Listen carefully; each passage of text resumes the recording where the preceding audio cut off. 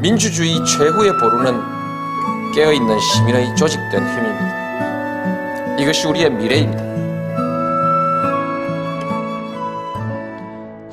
노무현의 가치와 철학을 계승하고 발전시키기 위해 노무현 재단이 하고 있는 일. 매년 추모 기념 행사와 더불어 봉화음악회 등 문화행사를 개최합니다. 각종 기념시설 건립을 추진하여 노무현 바로 알리기에 앞장서고 있습니다. 제2의 노무현을 키워내기 위해 시민학교 운영과 장학생 선발에도 힘쓰고 있죠. 이 모든 활동, 후원회원 한 분 한 분이 보내주시는 소중한 후원금 덕에 가능했습니다. 노무현 재단의 힘이 되어주세요. 시민의 힘이 함께 커집니다. 나라 지키리 백성의 건강과 서로 삼았대 아니하니 내 친히 좋은 닭강정의 기준을 마련하였노라. 첫째, 무항생제 닭에 쌀가루만 사용해야 한다. 둘째, 조미료 등 첨가물 없이 소스를 만들어야 할 것이야. 전하, 딴지마켓에 가면 어명대로 만들어진 더 치킨 닭강정이 있다 하옵니다. 오호, 딴지마켓에 더 치킨 닭강정. 깨어있는 백성들이 많이들 선택하겠구나.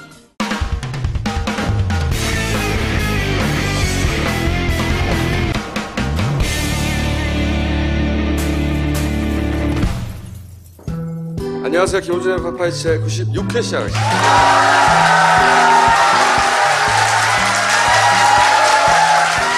지난주의 키워드는 전 이거라고 봅니다.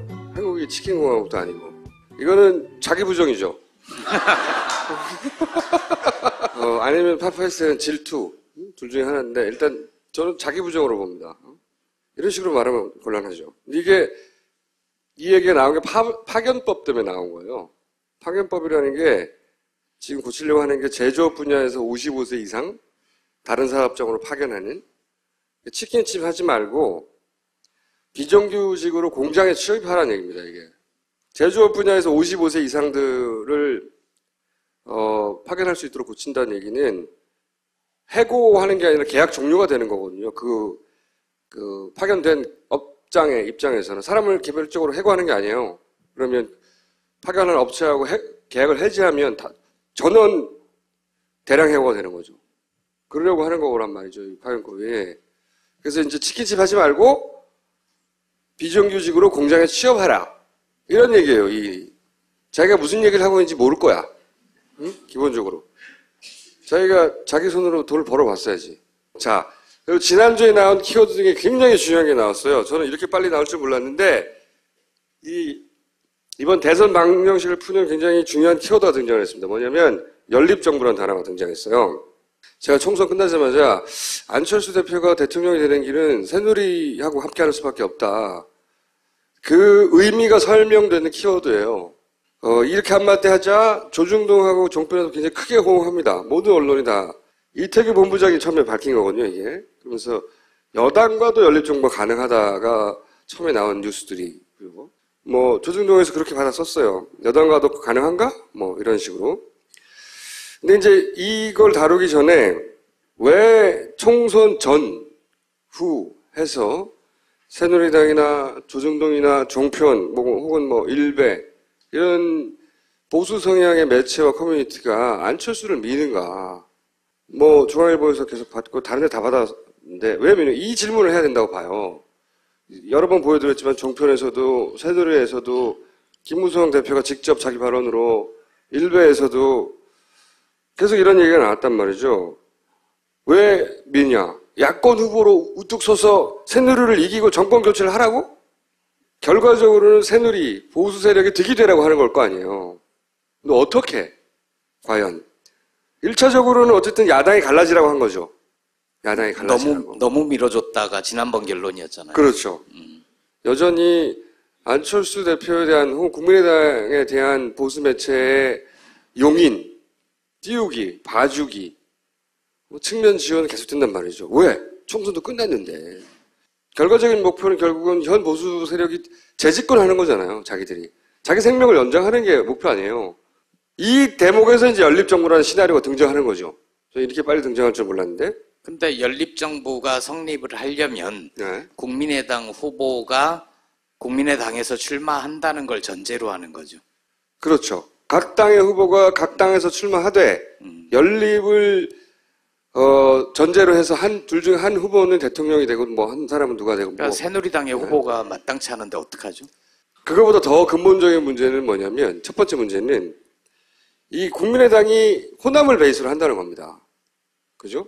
그럼 호남이 새누리에 대해 가진 반감은 어떻게 할 거냐는 거예요.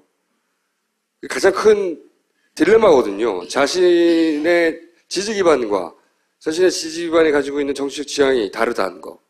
위에서 기획을 막 하더라도. 저는 여기서부터 조중동과 종편 혹은 보수의 기획이 작동한다고 보는데, 보수 매체에서 연립정부가 그걸 넘어야 돼요. 국민의당이 그걸 넘어서야 된단 말이죠. 호남 민심은 어떻게 할 거야? 새누리당하고 연대하라고 뽑아준 거 아니잖아. 이 근본적인 허들이 있어요. 이걸 넘어서야 이제 새누리당 누군가하고 손을 잡든 말든 하죠. 그죠?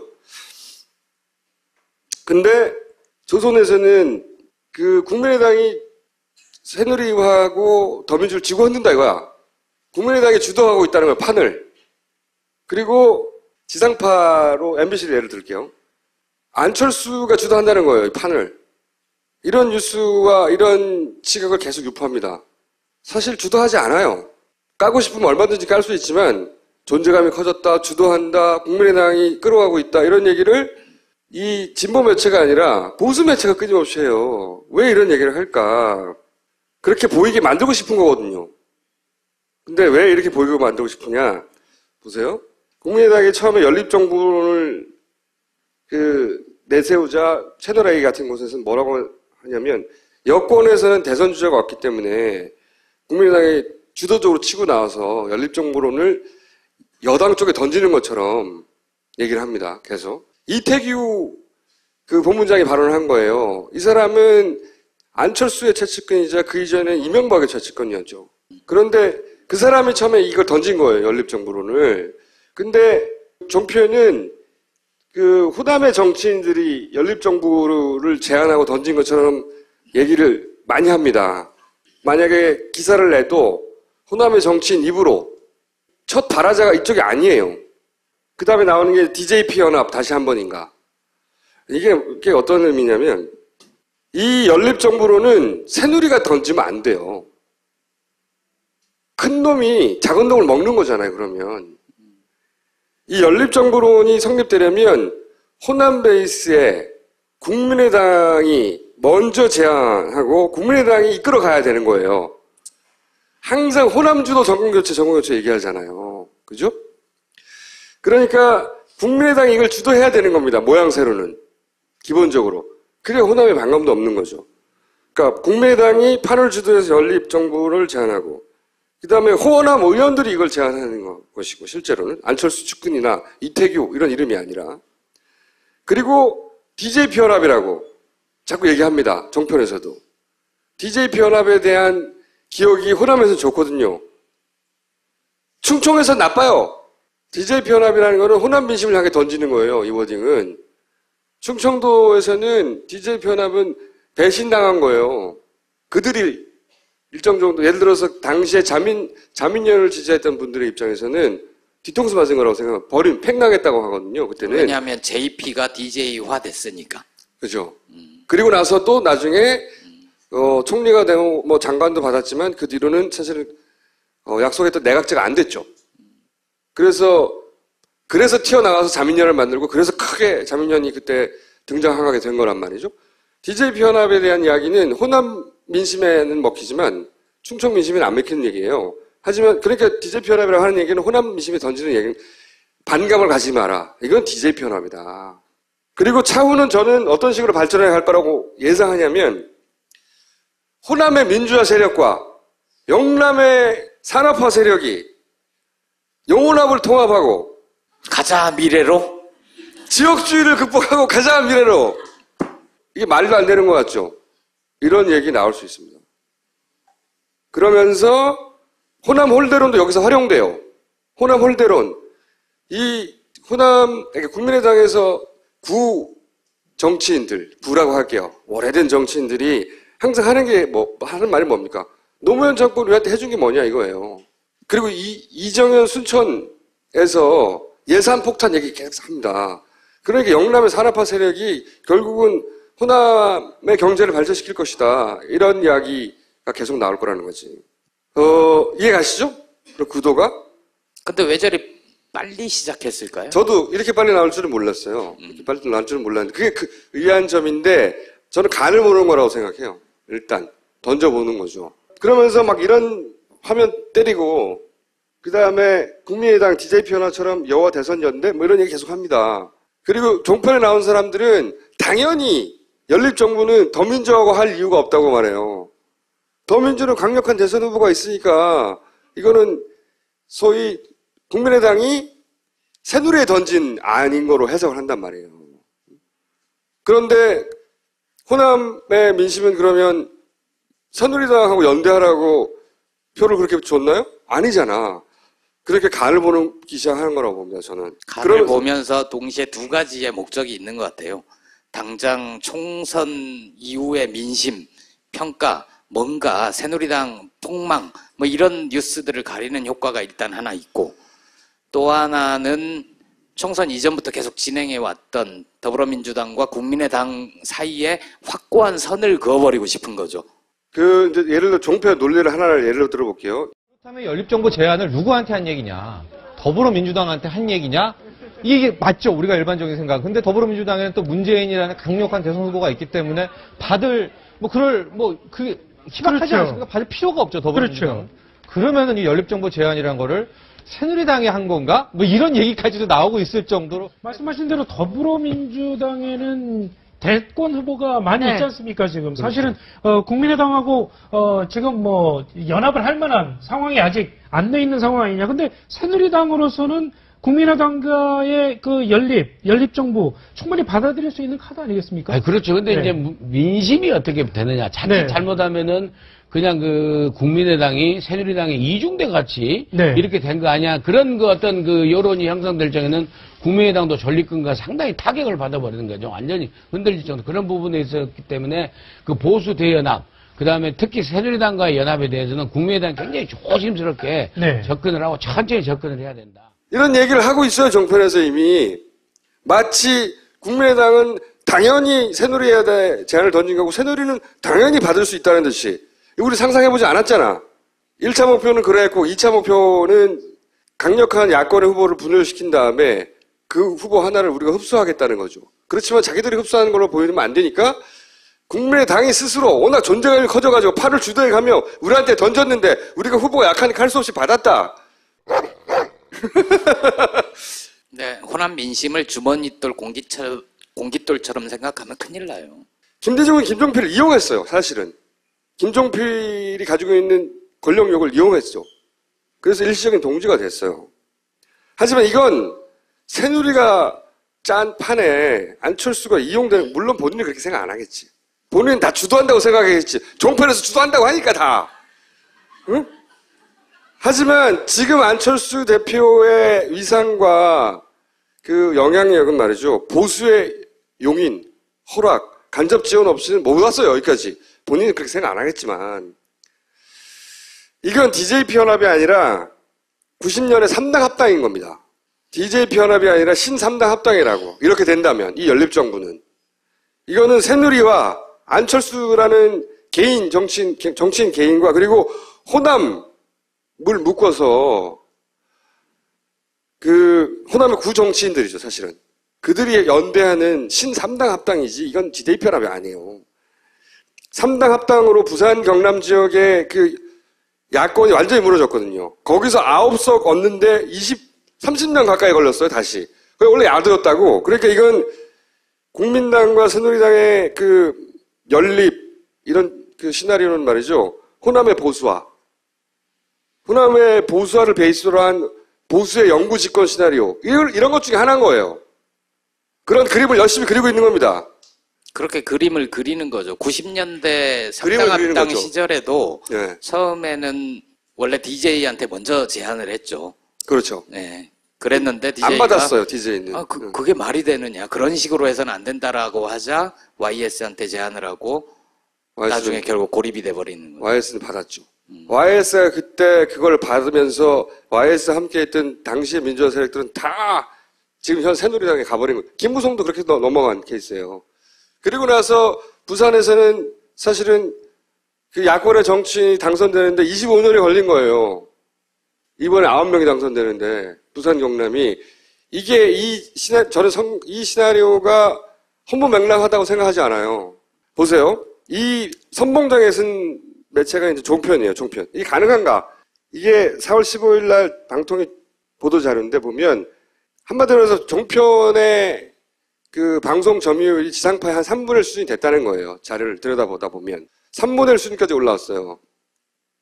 뭐 각종 통계가 있는데 그런 지표고 그 다음에 이제 종편이 평균 80만 명이 본다는 겁니다. 하루에. 평일날. 이거는 미디어 오늘의 자료인데 닐슨 코리아 자료를 보도한 거예요. 50대 이상 시청률이 70%가 넘어요. 종편에. JTBC를 제외하고.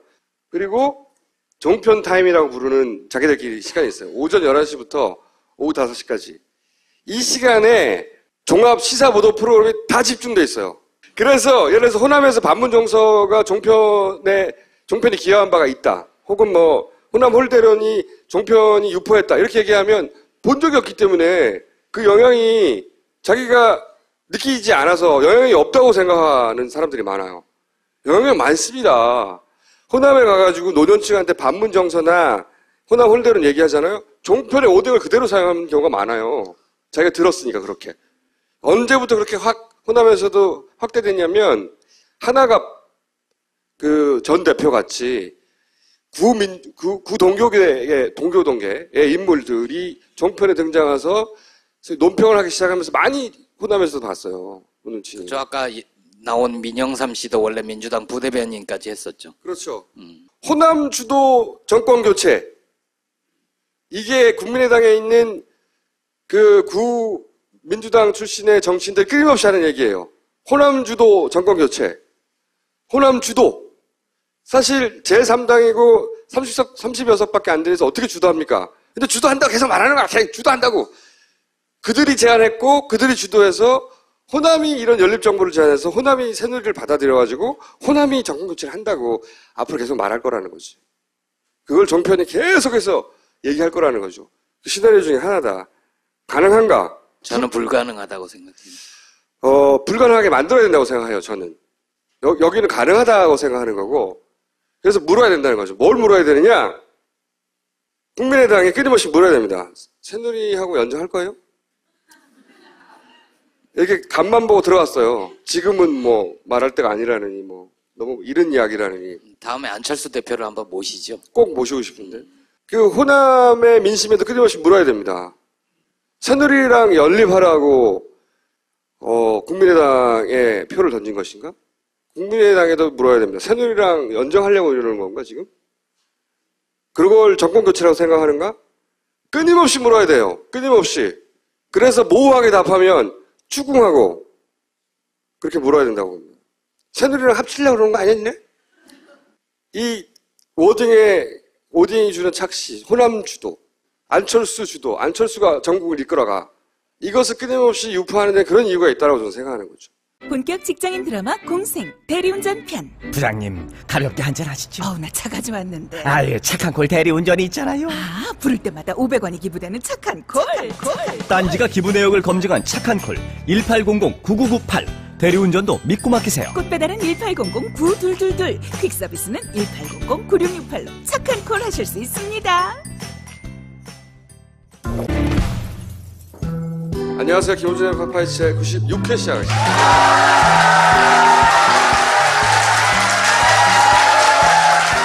지난주에 키워드는 전 이거라고 봅니다. 한국이 치킨공화국도 아니고. 이거는 자기 부정이죠. 아니면 파파이치는 질투. 둘 중에 하나인데 일단 저는 자기 부정으로 봅니다. 이런 식으로 말하면 곤란하죠. 이게 이 얘기가 나온 게 파견법 때문에 나온 거예요. 파견법이라는 게 지금 고치려고 하는 게 제조업 분야에서 55세 이상 다른 사업장으로 파견하는 치킨집 하지 말고 비정규직으로 공장에 취업하라는 얘기입니다. 이게 제조업 분야에서 55세 이상들을 파견할 수 있도록 고친다는 얘기는 해고하는 게 아니라 계약 종료가 되는 거거든요. 그 파견된 입장에서는 사람을 개별적으로 해고하는 게 아니에요. 그러면 파견하는 업체하고 계약을 해지하면 전원 대량 해고가 되는 거죠. 그러려고 하는 거란 말이죠, 이 파견법이. 그래서 이제 치킨집 하지 말고 비정규직으로 공장에 취업하라. 이런 얘기예요. 자기가 무슨 얘기를 하고 있는지 모를 거야. 응? 기본적으로. 자기가 자기 손으로 돈을 벌어봤어야지.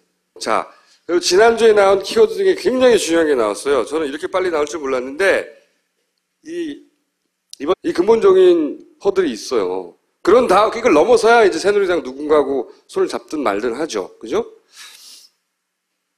근데 조선에서는 국민의당이 새누리하고 더민주를 쥐고 흔든다 이거야. 국민의당이 주도하고 있다는 거야, 판을. 그리고 지상파로 MBC를 예를 들게요. 안철수가 주도한다는 거예요, 이 판을. 이런 뉴스와 이런 시각을 계속 유포합니다. 사실 주도하지 않아요. 까고 싶으면 얼마든지 깔 수 있지만 존재감이 커졌다, 주도한다, 국민의당이 끌어가고 있다 이런 얘기를 이 진보 매체가 아니라 보수 매체가 끊임없이 해요. 왜 이런 얘기를 할까? 그렇게 보이게 만들고 싶은 거거든요. 근데 왜 이렇게 보이게 만들고 싶으냐? 보세요. 국민의당이 처음에 연립정부론을 내세우자 채널A 같은 곳에서는 뭐라고 하냐면 여권에서는 대선 주자가 왔기 때문에 국민의당이 주도적으로 치고 나와서 연립정부론을 여당 쪽에 던지는 것처럼 얘기를 합니다. 계속. 이태규 본부장이 발언을 한 거예요. 이 사람은 안철수의 최측근이자 그 이전에 이명박의 최측근이었죠. 그런데 그 사람이 처음에 이걸 던진 거예요. 연립정부론을. 근데 종편은 후남의 정치인들이 연립정부를 제안하고 던진 것처럼 얘기를 많이 합니다. 만약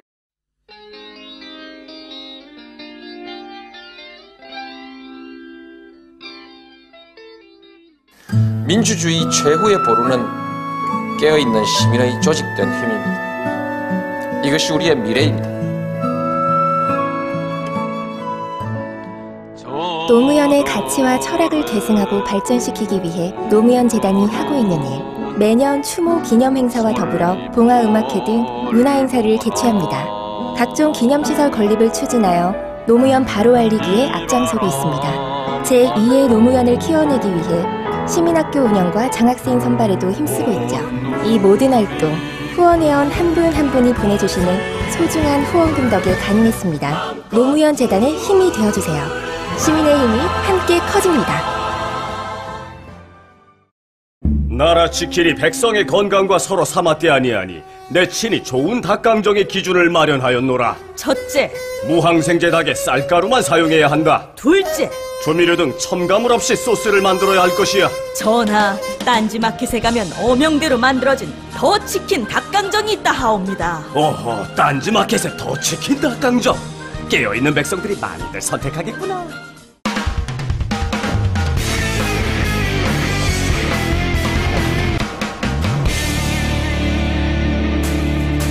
대선 방정식을 푸는 굉장히 중요한 키워드가 등장했습니다. 뭐냐면 연립정부라는 단어가 등장했어요. 제가 총선 끝나자마자 안철수 대표가 대통령이 되는 길은 새누리하고 함께하는 수밖에 없다. 그 의미가 설명되는 키워드예요. 이렇게 한마디 하자 조중동하고 종편에서 굉장히 크게 호응합니다. 모든 언론이 다. 이태규 본부장이 처음에 밝힌 거거든요, 이게. 그러면서 여당과도 연립정부가 가능하다가 처음에 나온 뉴스들이. 그리고 조중동에서 그렇게 받아 썼어요. 여당과도 가능한가? 이런 식으로. 근데 이제 이걸 다루기 전에 왜 총선 전, 후 해서 새누리당이나 조중동이나 종편, 혹은 일베, 이런 보수 성향의 매체와 커뮤니티가 안철수를 미는가. 중앙일보에서 계속 받고 다른 데 다 받았는데 왜 미는? 이 질문을 해야 된다고 봐요. 여러 번 보여드렸지만 종편에서도 새누리에서도 김무성 대표가 직접 자기 발언으로 일베에서도 계속 이런 얘기가 나왔단 말이죠. 왜 미냐? 야권 후보로 우뚝 서서 새누리를 이기고 정권 교체를 하라고? 결과적으로는 새누리, 보수 세력이 득이 되라고 하는 걸 거 아니에요. 근데 어떻게? 과연? 1차적으로는 어쨌든 야당이 갈라지라고 한 거죠. 야당이 갈라지라고. 너무 밀어줬다가 지난번 결론이었잖아요. 그렇죠. 여전히 안철수 대표에 대한 혹은 국민의당에 대한 보수 매체의 용인, 띄우기, 봐주기, 측면 지원은 계속된단 말이죠. 왜? 총선도 끝났는데. 결과적인 목표는 결국은 현 보수 세력이 재집권하는 거잖아요. 자기들이. 자기 생명을 연장하는 게 목표 아니에요. 이 대목에서 이제 연립정부라는 시나리오가 등장하는 거죠. 저 이렇게 빨리 등장할 줄 몰랐는데. 근데 연립정부가 성립을 하려면 네. 국민의당 후보가 국민의당에서 출마한다는 걸 전제로 하는 거죠. 그렇죠. 각 당의 후보가 각 당에서 출마하되 연립을 전제로 해서 둘 중에 한 후보는 대통령이 되고 뭐 한 사람은 누가 되고 그러니까 새누리당의 후보가 마땅치 않은데 어떡하죠?